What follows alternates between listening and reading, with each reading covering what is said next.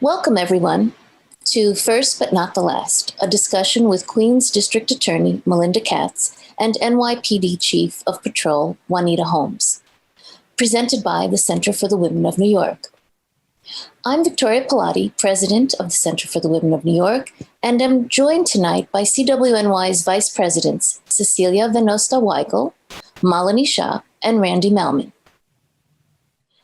The Center for the Women of New York advocates for women's rights and full equality for women.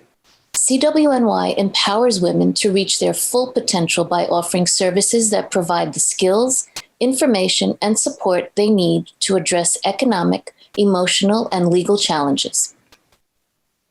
CWNY offers educational programs, workshops, and classes on topics that impact women, such as domestic violence, trafficking awareness, health and wellness, career advancement, financial literacy, art therapy, sustainable gardening, and English as a second language. CWNY also provides support services such as caregiver support group, women in crisis support group, legal assistance, and referrals. For more information or to become a member, please visit our website, cwny.org. Please follow us on social media. The links to our social media will be in the chat. This year, the COVID-19 pandemic has changed the lives of every person around the globe. However, COVID-19 has disproportionately impacted women in their professional and personal lives. Since the start of the pandemic, over 2.3 million women have left the labor force. Women's participation rate in the labor force has not been this low since 1988.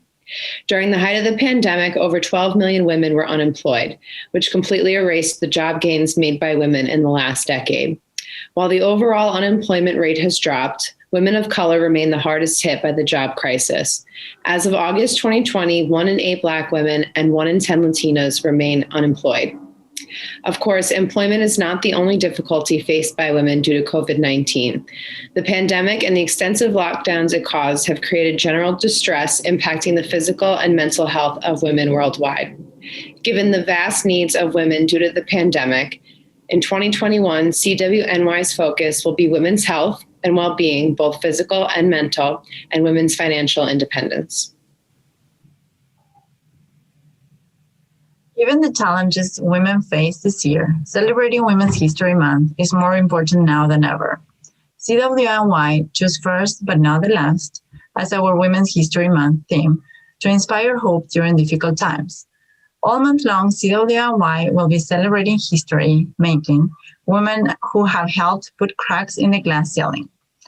That is why we're so excited to have 2 remarkable New York City women with us tonight. Both Melinda Katz and Juanita Holmes have made history throughout their careers, and we are so pleased to have them share their inspiring stories with us. If time allows, we will have a Q&A session. If you have questions for either of our speakers, please write them in the chat, and we will do our best to get to them. The first speaker this evening is Queens District Attorney Melinda Katz. Melinda was elected in November 2019 and is the first woman to serve as Queens County District Attorney in the city of New York. She has been a public servant for more than 20 years. Melinda was elected in 1994 to serve in the New York State Assembly, where she wrote and passed crucial legislation to protect New York's most vulnerable. There, she authored the Course of Sexual Conduct Against a Child law to ensure predators are held accountable for violating children, and laws tolling the statute of limitations for sexual abuse of a child. Her work in the Assembly also resulted in laws that provide women direct access to gynecologists, and she co-sponsored bills to establish and strengthen anti-hate crime laws and prohibit discrimination based on sexual orientation. Under uniquely challenging circumstances related to COVID-19, she has dedicated herself as district attorney to ensure the safety of the 2.25 million plus people who live, work, and visit here, while implementing meaningful challenges in the criminal justice system. Thank you so much for being with us, Melinda. You can take it away. Oh, it's so my pleasure, Cecilia, and I appreciate all the work that CWNY has done. I want to thank you, Cecilia. I want to thank the president, Victoria, and I want to thank your whole board Randy. Hi, Melanisha. How are you? Nice to see you as always. And before I move on, I do want to acknowledge the great achievements by Juanita Holmes, Chief. She has been an amazing role model and an amazing officer for so many years. And I think it is apt that we honor her tonight. And so I want to thank you for that. I have a long history with your organization from years before. And I'm proud of the work that you've done, especially during COVID, especially when it was important to have a group like yours to be able to reach out to during these really, really, isolating times. CWNY has been there for people, and I acknowledge it. I appreciate it and look forward to great things ahead. It's a great honor for me to serve as borough president of Queens County. And I've been elected, over 20 years now.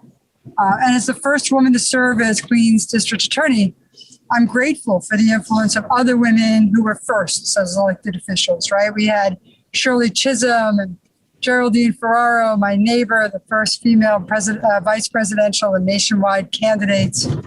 And of course, we celebrated another first but not last this year when Kamala Harris was sworn in as the first woman, first person of color to serve as our country's vice president. As I said on Twitter, I don't know how many Hamilton fans there are out there, but as I said on Twitter, look around, how lucky we are to be alive right now.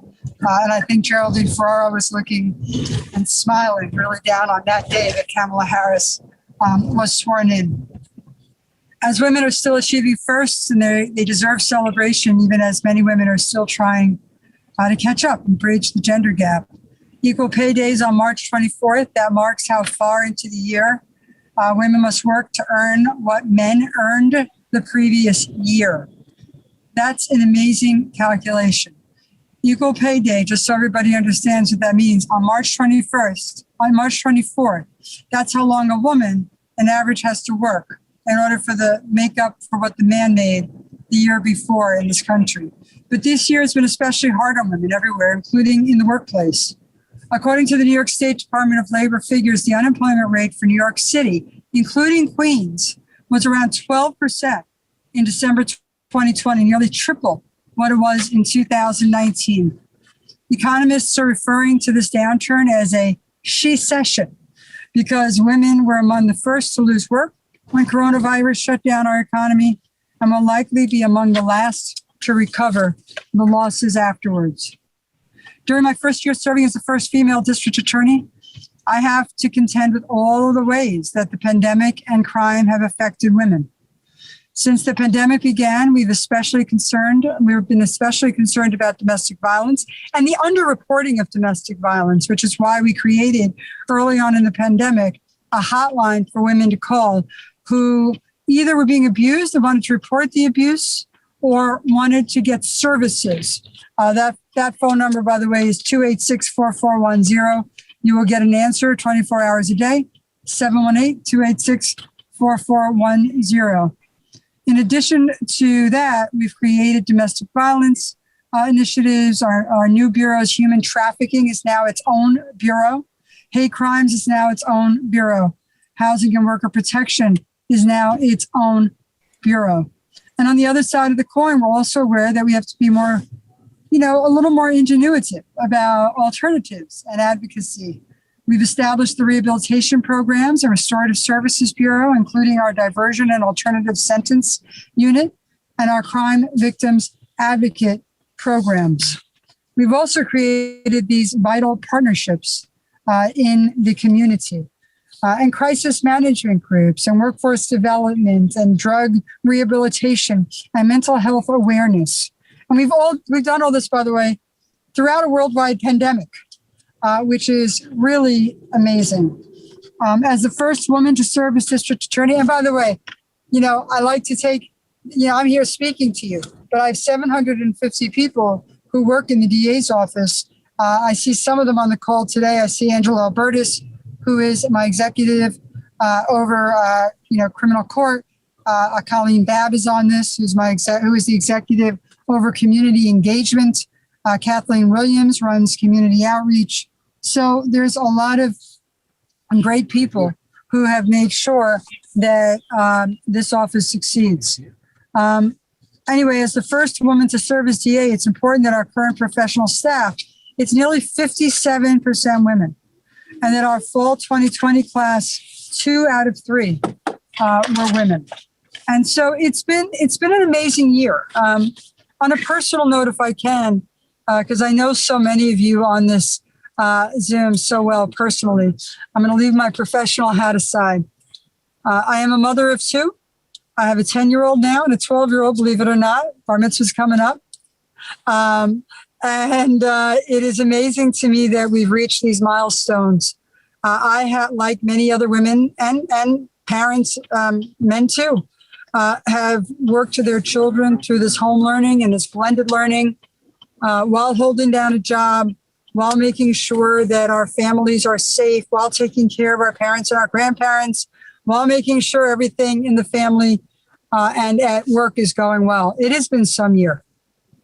And I didn't want this moment to pass without acknowledging that.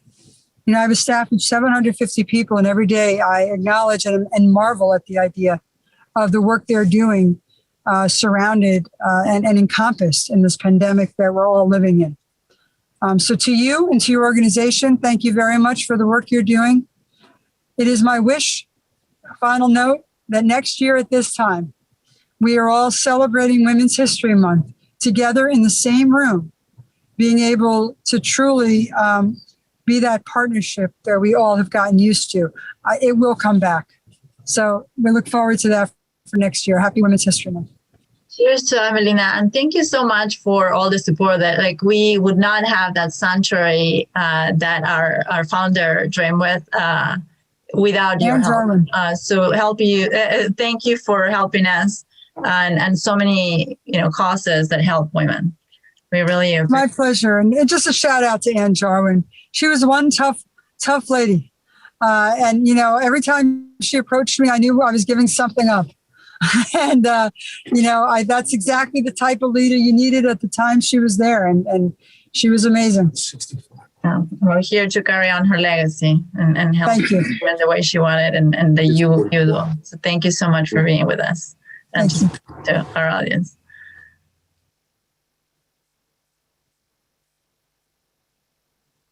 And I think Juanita Holmes is here. Yes. Good evening. Hi, I am. How are you? Hi, Chief. I'm going to give a brief introduction for you, and then we can start the interview. Okay, great. Okay, our next speaker is Chief Juanita Holmes. Juanita Holmes was first appointed to the NYPD in July 1987. She began her career in Manhattan, serving on patrol in the 9th, 10th, and 13th precincts, where she excelled as an officer and began to take on new responsibilities. In 1995, she was promoted to sergeant and served in that position at the 113th Precinct, the Patrol Borough Bronx Investigative Unit, and the 111th Precinct. She was later promoted to lieutenant, serving in the Housing Bureau for the Bronx and Queens. From 2007 to 2019, Chief Holmes worked her way up and was promoted to captain, deputy inspector, and then inspector. Chief Holmes made history in 2016 when she became the first African-American woman to serve as borough commander. Since then, she has served as commanding officer of the School Safety Division and chief of collaborative policing. Juanita Holmes once again made history in 2020 when she was appointed chief of patrol, the first woman to ever serve in this role. Chief Holmes oversees 16,800 uniformed members, serving 77 precincts and 8 patrol boroughs throughout New York City. It is my pleasure to now welcome Chief Juanita Holmes. Good evening, everyone, and thank you so much for that warm introduction. And thank you to the Center of Women of New York City for inviting me here this evening. It's so weird hearing someone speak about yourself and speak about your successes in life, and especially culminating to this position. So I'll begin telling you a little bit about myself. I'm born in Brooklyn. I have 12 brothers and sisters, and, an amazing upbringing. My mother, Joyce, my father, Jimmy, none of which that were in law enforcement, which people always tend to ask, did you have any family that was in law enforcement initially? But I did have 5 sisters, actually. At one time, that was probably the most in history of the NYPD serving on the department at one particular time. I've since had 2 that retired. But I started back in 1987, as you said. And, when I first took the position and got sworn in to be a police officer, I said to myself, I'm going all the way. I'm going to be a chief. And it's amazing because people that I came on with said, you always said you were going to be a chief, but, it was out of my control. If you understand NYPD, there are 3 exams that you can take and outside of the police officer exam, and that's sergeant, lieutenant, and then the captain's exam. Anything after that is simply based on merit, and that's determined by how your bosses feel about you. The job that you're actually doing. And I came on in 87 and I progressed from there, serving in the various titles that were mentioned, and now culminating with this position. But I actually left NYPD for 1 year, a little shy of a year, because you have to return before your first year anniversary once you decide to retire. I went to the private sector. I was working for a company, BNY Mellon, probably the largest trust holding company there is. I covered 35 countries back then. So enormous amount of landscape. And I've been all over. In 1 year, I was in Saudi Arabia, Kuwait, India, Brazil. I traveled all over the world, just ensuring that security measures were in place for the company. I was their chief security officer. I then found that the position was unsuitable for me. Not the position itself, but the traveling. The traveling was just overwhelming, to say the least. And as a result of such, I decided to come back to NYPD, but not before getting a call from my wonderful police commissioner, Commissioner Shea, who, when he found out he was becoming a police commissioner, he gave me a call and asked me to come back and join his team. And I was happy to do so. So I came back the end of December, was sworn in New Year's Eve, and I've now returned over, a little over a year. Never in my wildest dreams did I think I was coming back to a promotion. I was coming back because usually when you come back, there's a little bit of time because you left and there are other people here that may be considered for positions. So I was very blessed and fortunate that I was chosen for chief of collaboration initially, which was a great position because with all the reform and reinvention that's going on throughout the state of New York, but also in New York City with the police department, it was a pleasure to actually chair 8 of the listening sessions. So in the police department world, there are 8 boroughs, and that's because the larger boroughs are split into 2. And just hearing what the community thought about the police, and some felt that the police were wonderful and others felt that they were disenfranchised. So with the position that I hold, it was great to hear how people were feeling, because now I'm in a position to implement change. Being the chief of patrol, and I know you mentioned 16,800. I think the boss told me it was probably over 22,000 that I actually oversee in this position.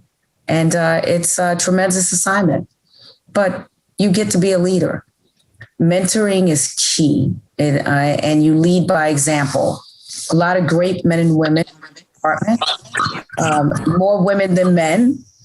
As if you don't know, there's only 18% women. So that probably amounts to a little over 6,600 women in uniform in the New York City Police Department. In a civilian capacity, I believe it's about 60-something%. And, still not enough as far as I'm concerned. But I believe they have over 12,000. Marissa, I may be wrong, but I think it's over 12,000 civilian women in the department. But with that, I'm here. And I know one of the questions was, what does it feel like to be the first? It's a lot of pressure, to say the least, but a lot of hard work getting here. Sleepless nights, time away from your family. I'm still spending night at work. I spent the night last night at work because I have CompStat every Thursday. So it's a lot of prepping. And anytime you have any hearings coming up with City Hall, and then just your day job. right? Ensuring that the men and women that are working for you are safe and keeping the community safe. Very tasking in itself, but very rewarding. I wouldn't change it for the world. I think I chose the right profession for my personality. I love leading. I love creating, reimagining. How can we do things better? And I definitely love serving the community. If I could follow up on that, our theme this month, Women's History Month, is first but not the last. So obviously becoming the first female chief of patrol is an incredible accomplishment. But what can we do as leaders, as women, to make sure that you're not the last in this position? Right. And I think that's just mentoring. Every rank that I held, sometimes you don't even realize you're a mentor. Mentoring can be, it can be done in silence, just your mere presence. I'll never forget one of the officers that worked for me when I became the commanding officer of Public Service Area 2. And that was considered a tough area. You covered Brownsville, East New York, Crown Heights. And this was back in 2009. And when I walked through the door, she said she was so amazed. She actually said, they're actually giving women commanding officer positions. She had never seen that. Everyone she worked for was a man. And so just in my silence and wanting that position and taking that position, commanding officers it's not an easy lift. You know, you really have to be dedicated to the job to hold those positions because you're dealing a lot with your community that you're serving. And that's who we serve. And then you want the cops to share your vision. You want to lead them in the right direction. You want to protect them also. And then protecting them mentally, physically, keeping them on the right track. It's a lot. Because you somehow want to bring those two entities together and have them support one another. And that in itself is a talent.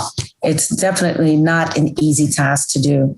But we now since have more women now in higher positions, still never enough. We're so dominated by men in key executive positions. And even if you wanted to put a woman in a position, they're just not there.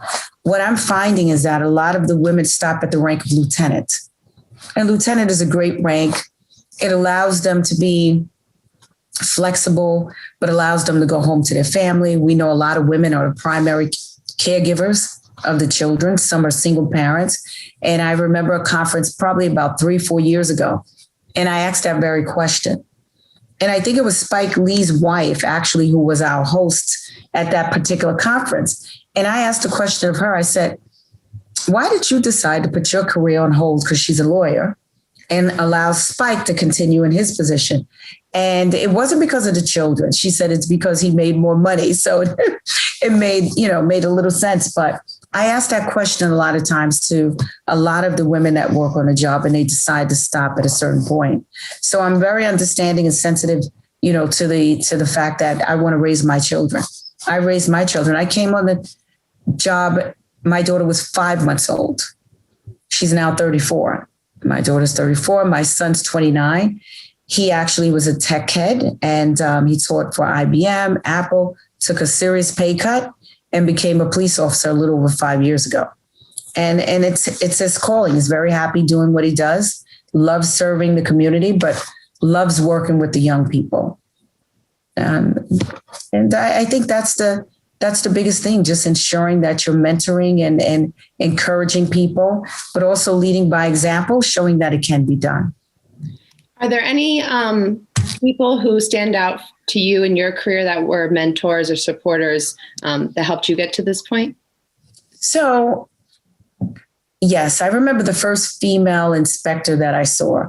I'm at the precinct, and if you know what the telephone switchboard is, I'm sitting there. She comes in, they yell attention. And she's introduced her. She came over and introduced herself to me. So I'm in awe, and I'm like, what is it like? Because you never really saw women supervisors in NYPD. And I'll never forget, she made a statement. She said, let's just say, I have a seat at the table, but it's like your voice is never heard. That resonated with me. I mean, it's years later, all the years that have passed in my career, and I still remember her making that statement. And my response to that was, well, you know what? If I get a seat at the table, my voice will always be heard. And I think I can attest to that. And a lot of people in this job can say that is actually fact. That really bothered me. And that's how it was back then. You weren't taken seriously. I became a commanding officer in Brooklyn. Northern Brooklyn was considered, quote unquote, the tough area. High in crime back then. Shootings were up. Homicides were up. Robberies, just a tough area. And the command I went to usually wasn't a first command for a commanding officer. And in addition to that, I think I went there, I only had a year in rank. Hardly ever does that happen. But the chief of department saw me present a couple of times and felt kind of that I was ready. And then the chief that I was working for in Queens South, where I was, felt the same way. And I went to that precinct and took the position. And I can honestly say I did very well. Drove crime down, and encouraged a lot of men and women as far as them taking certain positions and taking exams. But I remember Marty Markowitz being the borough president back then. And it was such a big to-do for him to have a woman in Brooklyn North, because I guess that was considered a tough borough, so we only give it to the men. But this is what the challenges you were met with back then.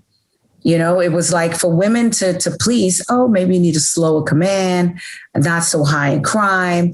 And then I go there and I'm an outsider because I'm coming from Queens. So in the police department world, you're an outsider.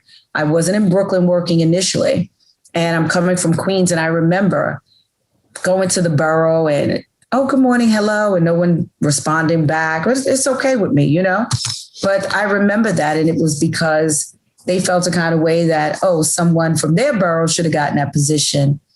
But anyway, it all culminated with them respecting me, respecting my crime fighting strategies, and also my relationship with the communities in those 3 different commands at that particular time. So some tough times, but we weathered the storm. I can shrug it off and keep on going, moving forward, because if I keep looking back, and if I'm concerned about how someone feels about you, you'll never move forward. So. And I'll end with this question, I guess. What are the barriers that you feel, you faced throughout your very accomplished career in NYPD, and what barriers do you see other women facing as they try and come up in their fields? So naturally, there's always some barriers that you don't control, especially if you're going for interviews for certain positions, and then they may already have someone else in mind and they post it and you get there, and it can be discouraging. I often say, and I spoke at another conference, I think we can get in our own way. We can be our own barrier. If we allow someone, right, to say to us that this position is not for you, and that could be verbally or indirectly, and then we don't keep pushing forward, or we don't become demanding. So I often say that sometimes we can be our own worst, our own barrier. So we have to keep pushing forward. I had a question posed to me this week at a women's conference, and the young lady stated that, how do I market myself, with my what I'm qualified in, my skill sets, without my gender coming into play? So I said, well, why would you want to omit your gender? Your gender is marketing. Women bring a different perspective to the table.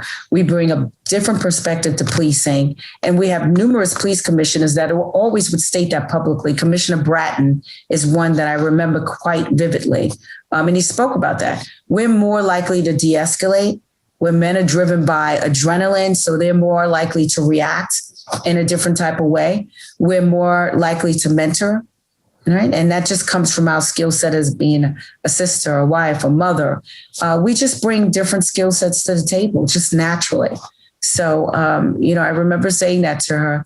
That's your marketing tool in itself, what we bring to the table. I want to thank you, Chief Holmes. And if you had anything you want to leave us with, the floor is yours. Yes, I just want to say, first of all, happy, Women's History Month, and just always believe in yourself. There's nothing that we can't do. And I think just believing in ourselves is more than half the battle. I can't help but thank you for every word that you're saying. I have 3 girls, and I am so happy to hear them. I want to be like my little one would say sometimes, I may be a police officer.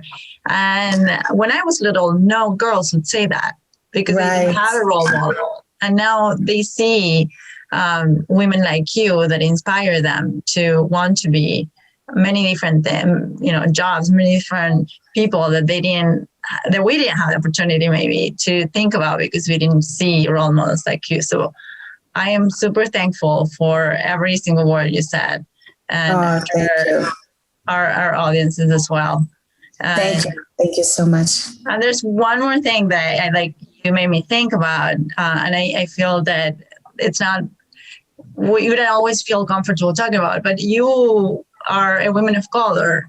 And I want to see if you wanted to say something about that, because I am sure that you have a different, another layer of a challenge, and you turn everything into this positive thing. It's not something bad to be a woman. It's an asset. Absolutely. It wasn't seen like that before. So no, absolutely. No, it's true. It's true. And I've seen it. I've just been here a long time. I know how first of all, I have 6 sisters. I have women like you that are great friends in great positions. And I see it. I see what we bring to the table, a different perspective. We do. We've been, I don't know if suppressed is the proper word, but when you think about it, when you think about all that we're seeing now, the Me Too movement and women coming forward and being open, what bothers me with that? I think about how long these women have been quiet and what they have gone through. And just sometimes I was also the chief of domestic violence. So I remember when women were thinking, oh, it's my fault. What did I do to make this happen? I did something, which is not the case. But, a lot of times we've been taught that. We've had grandmothers and mothers that didn't work and they were home and your dad went to work and they had this description of what a woman was like. And I'll never forget, and I'll say this in closing, I remember my children's dad, it was my husband then, saying to me, you don't look like a mother. I said, well, what does a mother look like? I couldn't figure it out. And I think he said that because I had 2 children. I was still petite at that time. I carried myself a certain way. And I guess a mother was supposed to, I don't know, just look a certain way. But it was weird to hear that, to think that someone actually thought there's a look associated with being a mother. And so I'm very proud to see the women that are standing up for themselves and understandable what we went through when someone controls whether you have a job or not, when someone controls your salary. So it's we come a long way and we just got to keep pushing forward. Yeah. Juanita Holmes, I just want to say congratulations. This is Melanie. I've seen you at so many events. Thank you so much. Yes, protecting us out there at every event. Thank you so much. And thank you. We have a couple of one comment and one question in the chat. Adriana says, congratulations, Chef. Being retired myself from NYPD, many don't know what we go through. So proud of your journey. Well, thank you. We even get it done. Thank you, Adriana. Yeah. And there's a question posted in the chat. It says, what has been your biggest challenge in your career this far? Challenge. I think our biggest challenge is that, probably the patrol that I'm over now. It really is. So you have the community aspect, which I spoke about earlier. You want them to have the faith and trust in you that you're doing the right thing. And some of our marginalized communities, unfortunately, didn't have that. So I chose to work in those communities all the time because I wanted to bring a difference. I wanted to show a difference, but also I wanted to show the men and women in uniform, that cops that worked for me, a different perspective. So I truly believe that the men and women that worked for me, I swayed in a different direction, working in those particular communities, wanting to help, wanting to help a kid or point them in a different direction instead of going in with the mindset that, oh, they don't like the police and, we're just here to be responsive. That's not the case. So I hope that I was a great example in that way. You absolutely were. There's another comment saying, Rosalind, thank you, Chief Holmes, for your words of encouragement. Thank you. This has been so inspiring, and it gives me so much hope for our girls. Thank you. Absolutely. Absolutely. So I want to thank our two very esteemed presenters and thank all who joined this evening. The Center for the Women of New York, as we continue to highlight our first but not last series. Make sure you stay tuned with all the incredible work that the Center's team is doing for all our live events, monthly programs, social media, and podcasts. And for more information, or to become a member or to donate, please visit our website, CWNY.org. Please follow us on social media. The links are in the chat. And thank you so much. I am so inspired. Thank you. Have a good evening. Thank you so much. Thank you. Good night. Good night. Thank you. Bye-bye. Thank you to everyone that has attended this webinar. It has been a pleasure to have amazing speakers and inspiring. Please, if you like this, support us, become a member, get involved. We'd love to have you. We could always use volunteers, and we hope you're as inspired as we are.